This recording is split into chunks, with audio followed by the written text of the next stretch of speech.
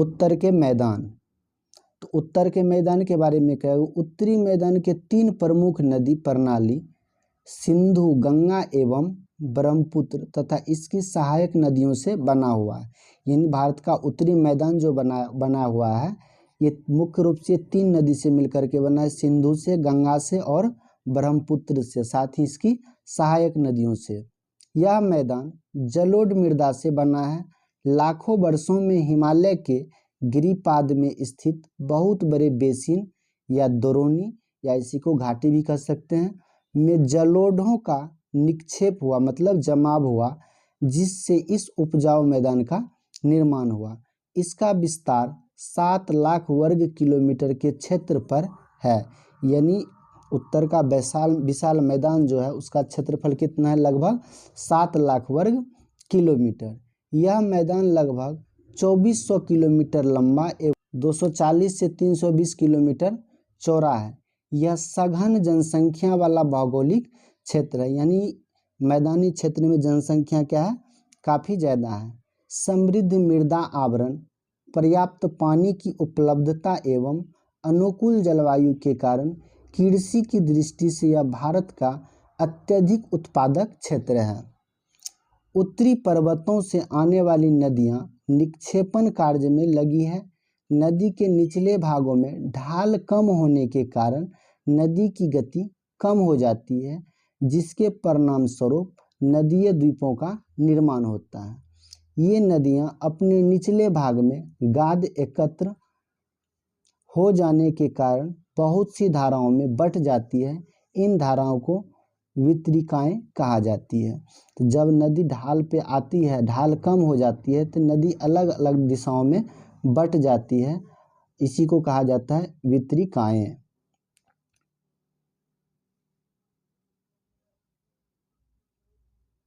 एक शब्द है दोआब, जिसका अर्थ है 2 नदियों के बीच के भाग को क्या कहा जाता है, दोआब कहा जाता है।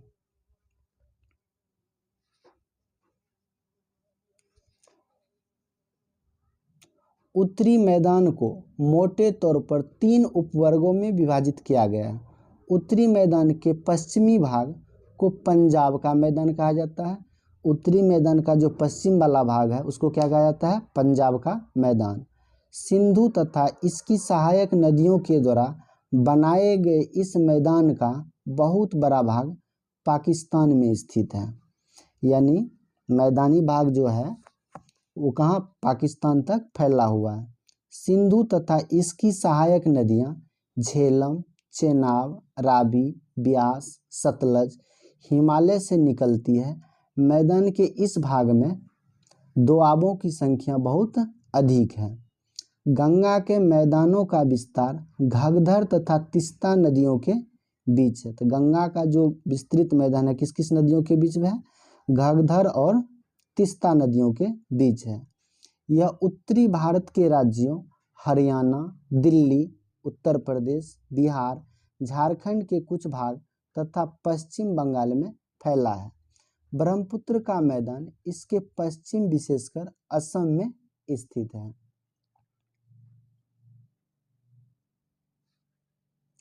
उत्तरी मैदानों की व्याख्या सामान्यतः इसके उच्चावचों में बिना किसी विविधता वाले समतल स्थल के रूप में की जाती है।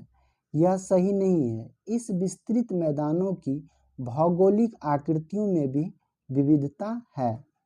आकृतिक विभिन्नता के आधार पर उत्तरी मैदानों को 4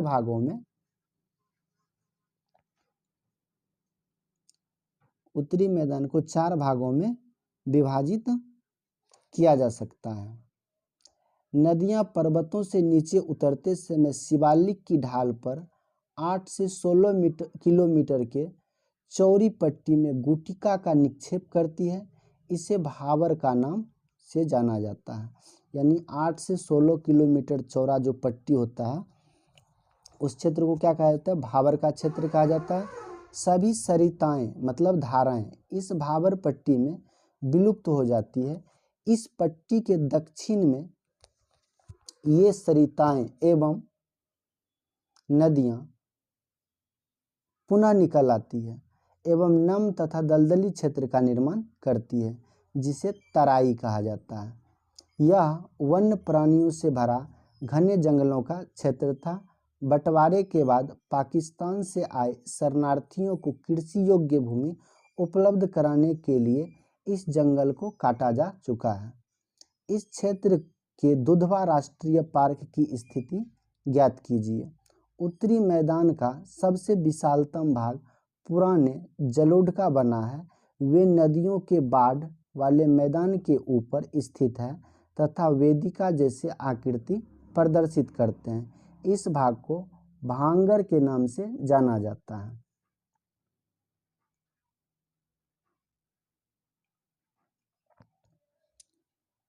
इस क्षेत्र की मृदा में चूनेदार निक्षेप पाए जाते हैं जिसे स्थानीय भाषा में कंकर कहा जाता है। बाढ़ वाले मैदानों के नए तथा युवा निक्षेपों को खादर कहा जाता है। इसका लगभग प्रत्येक वर्ष पुनर्निर्माण होता है, इसलिए ये उपजाऊ होते हैं तथा गहन खेती के लिए आदर्श होते हैं।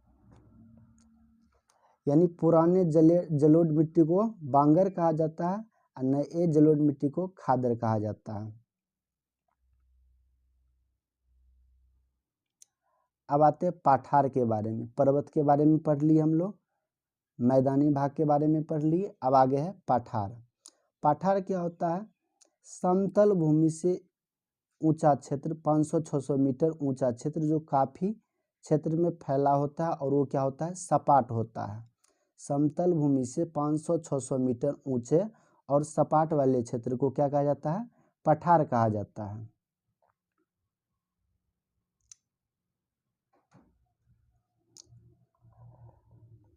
प्रायद्वीपीय पाठार। प्रायद्वीपीय पाठार एक मेज की आकृति वाला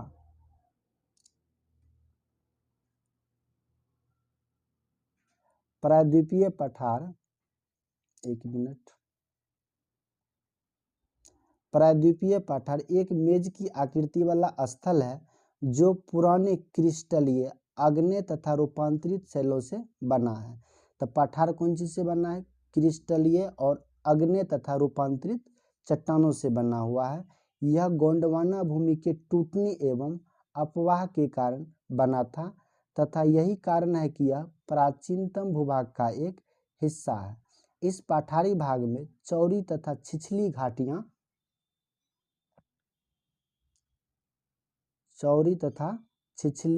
घाटियां एवं गोलाकार पहाड़ियां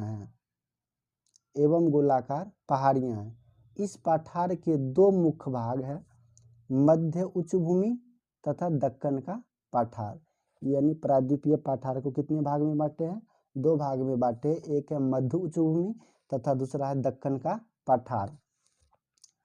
नर्मदा नदी के उत्तर में प्रायद्वीपीय पठार का वह भाग जो कि मालवा के पठार के अधिकतर भागों पर फैला है उसे मध्य उच्च भूमि के नाम से जाना जाता है।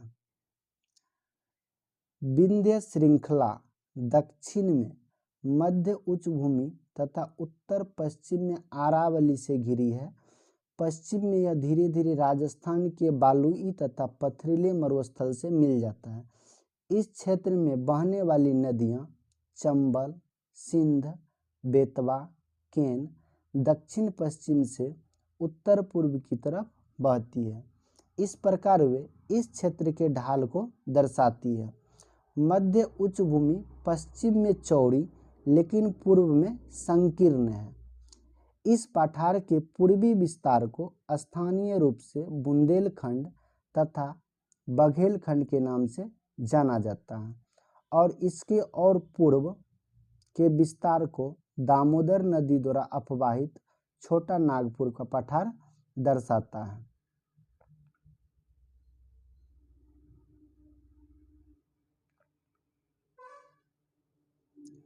दक्षिण का पठार एक त्रिभुजाकार भूभाग है। दक्षिण का पठार कैसा है? त्रिभुजाकार भूभाग है जो नर्मदा नदी के दक्षिण में स्थित है।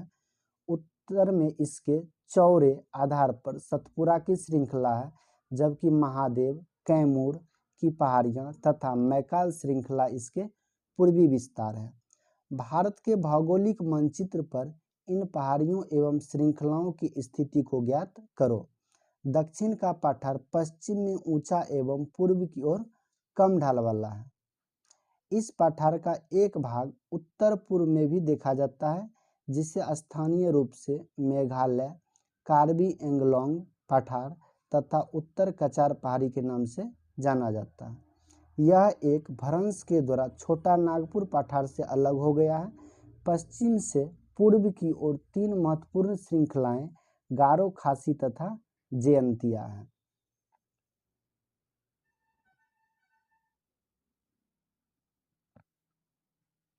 दक्षिण के पठार के पूर्वी एवं पश्चिमी सिरे पर क्रमशः पूर्वी तथा पश्चिमी घाट स्थित है।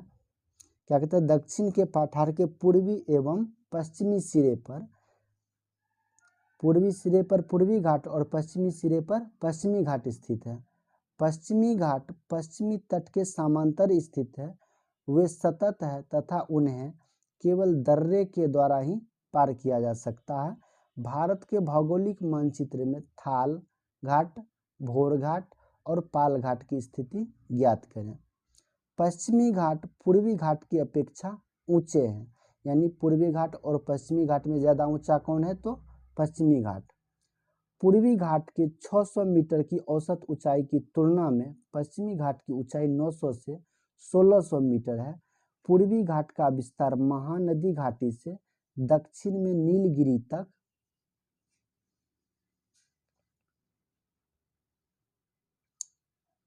तक है। पूर्वी घाट का विस्तार सतत नहीं है, यानी कंटिन्यू नहीं है, लेकिन पश्चिमी घाट कंटिन्यू है लेकिन पूर्वी घाट कंटिन्यू नहीं है। ये अनियमित है एवं बंगाल की खाड़ी में गिरने वाली नदियों ने इनको काट दिया है। पश्चिमी घाट में पर्वतीय वर्षा होती है। यह वर्षा घाट के पश्चिमी ढाल पर आर्द्र हवा के टकराकर ऊपर उठने के कारण होती है। पश्चिमी घाट को विभिन्न स्थानीय नामों से जाना जाता है। पश्चिमी घाट की ऊंचाई उत्तर से दक्षिण की ओर बढ़ती जाती है। इस भाग के शिखर ऊंचे हैं, जैसे अनाईमुडी तथा डोडा बेटा। पूर्वी घाट का सबसे ऊंचा शिखर महेंद्रगिरी है। पूर्वी घाट के दक्षिण पश्चिम में सेवराय तथा जावेरी की पहाड़ियां स्थित है। उरंगमंडलम, जिसे ऊटी के नाम से जाना जाता है, तथा कोडैकनाल जैसे प्रसिद्ध पहाड़ी नगरी की स्थिति मानचित्र में ज्ञात कीजिए।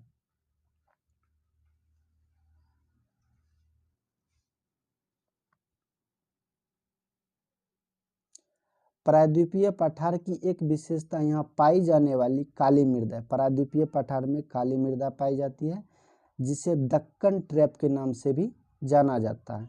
इसकी उत्पत्ति ज्वालामुखी से हुई है, इसलिए इसके शैल आग्नेय है। वास्तव में इन शैलों का समय के साथ अपर्दन हुआ है, जिससे काली मृदा का निर्माण हुआ है। अरावली की पहाड़ियाँ प्रायद्वीपीय पठार के पश्चिमी एवं उत्तर पश्चिमी किनारे पर स्थित है।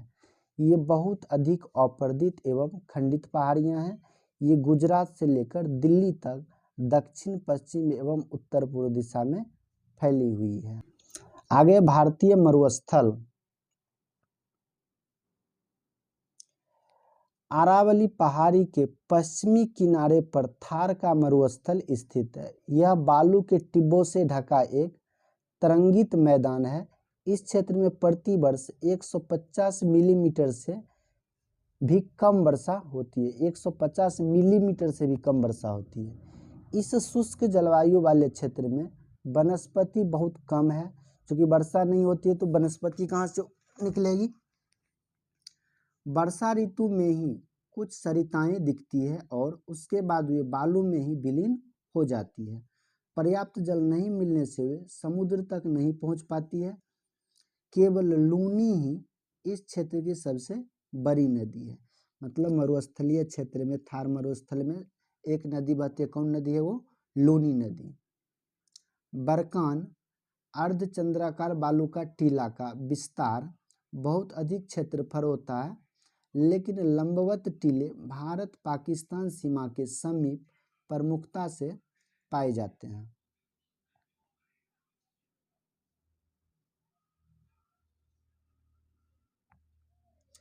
अतः यदि आप जैसलमेर जाएं तो बरकान के समूह देख सकते हैं। तो यहाँ पे देख लिए भारतीय मरुस्थलीय क्षेत्र यहाँ पे है, कहाँ पे, राजस्थान में। आगे तटीय मैदान, प्रायद्वीपीय पठार के किनारे संकीर्ण तटीय पट्टियों का विस्तार है। यह पश्चिम में अरब सागर से लेकर पूर्व में बंगाल की खाड़ी तक विस्तृत है। पश्चिमी तट, पश्चिमी घाट अरब सागर के बीच स्थित है। पश्चिमी तट कहाँ है? पश्चिमी घाट और अरब सागर के बीच स्थित है। यह संकीर्ण मैदान है। इस मैदान के 3 भाग हैं। तट के उत्तरी भाग को कोंकण यानी मुंबई से लेकर के गोवा तक का जो तट है उसको क्या कहा जाता है? कोंकण तट कहा जाता है। मध्य भाग को कन्नर मैदान एवं दक्षिण भाग को मालाबार तट कहा जाता है। बंगाल की खाड़ी के साथ विस्तृत मैदान चौड़ा एवं समतल है। उत्तरी भाग में इसे उत्तरी सरकार तथा दक्षिणी भाग में कोरोमंडल तट के नाम से जाना जाता है। बड़ी नदियां जैसे महानदी, गोदावरी,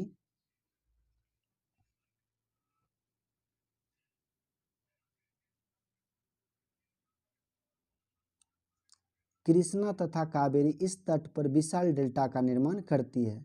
चिल्का झील पूर्वी तट पर स्थित एक महत्वपूर्ण भूलक्षण है। चिल्का झील भारत में खारे पानी की सबसे बड़ी झील है। यहाँ से एक पॉइंट निकल के आया, भारत में खारे पानी की सबसे बड़ी झील कौन सी है? चिल्का झील है। यह उड़ीसा में महानदी डेल्टा के दक्षिण में स्थित है। आगे है द्वीप समूह। आप पहले ही देख चुके हैं कि भारत का मुख्य स्थल भाग अत्यधिक विशाल है। इसके अतिरिक्त भारत में 2 द्वीप समूह भी स्थित है। क्या आप इन द्वीप समूह को पहचान सकते हैं? यानी नदियों के बीच, समुद्री जल राशि के बीच में एक ऊंचा सूखा हुआ जो जगह होता है उसी को क्या कहते हैं? द्वीप कहा जाता है।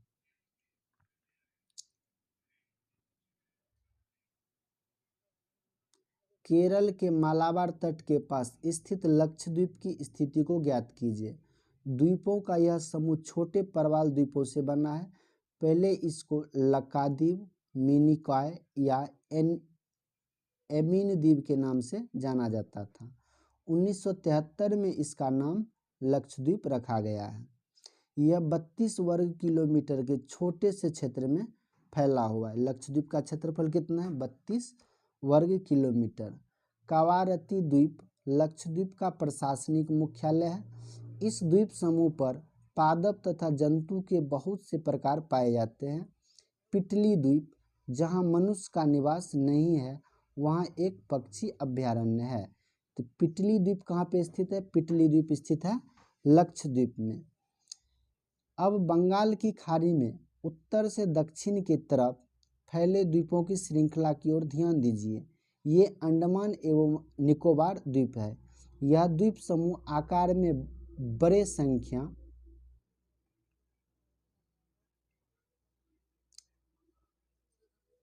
में बहुल तथा बिखरे हुए हैं। यह द्वीप समूह मुख्यतः 2 भागों में बटा हुआ है, उत्तर में अंडमान तथा दक्षिण में निकोबार। यह माना जाता है कि यह द्वीप समूह निमज्जित पर्वत श्रेणियों के शिखर हैं। यह द्वीप समूह देश की सुरक्षा के लिए बहुत महत्वपूर्ण है। इन द्वीप समूहों में पाए जाने वाले पादप एवं जंतुओं में बहुत अधिक विविधता है। यहाँ पे बहुत सारे प्रकार के पादप और जंतुओं में विविधता देखने को मिलता है। ये द्वीप विषुवत वृत्त के समीप स्थित हैं एवं यहाँ की जलवायु विषुवतीय है। यह घने जंगलों से आच्छादित है। चूँकि ये विषुवत रेखा के समीप है इसलिए यहाँ पे काफ़ी मात्रा में वर्षा होती है और यहाँ पे विभिन्न प्रकार के वनस्पति उगते हैं।